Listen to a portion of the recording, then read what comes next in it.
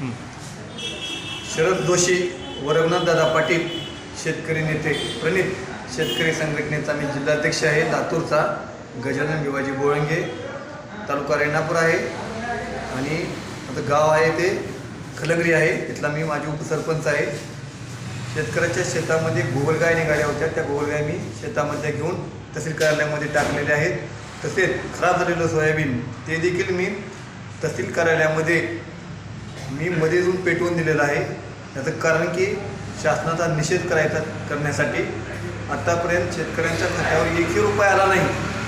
ते पैसे लवकरात लवकर यावे आणि खरडून गेलेल्या शेतकऱ्याचे पंचनामे करण्याला तसेच एक यंत्राटी टाळाटाळ करत आहेत ते कारण आहे। आणि कालची जी अतिवृष्टी झालेली आहे त्याचे पैसे अजून काहीतरी जास्त शेतकऱ्यांच्या खात्यात वर्ग करावे, पंचनामे व्यवस्थित करावे। शेतकऱ्यांना 8,500 रक्कम सरकारने जाहीर केली होती ती मिळाली नाही, ती लवकर तात्काळ द्यावी यासाठी शासनाचा निषेध म्हणून प्रशासनाचा निषेध म्हणून मी आज गोगलगाय आणि सोयाबीन टाकून त्यांना फुकून देऊन शासनाचा निषेध केलेला आहे।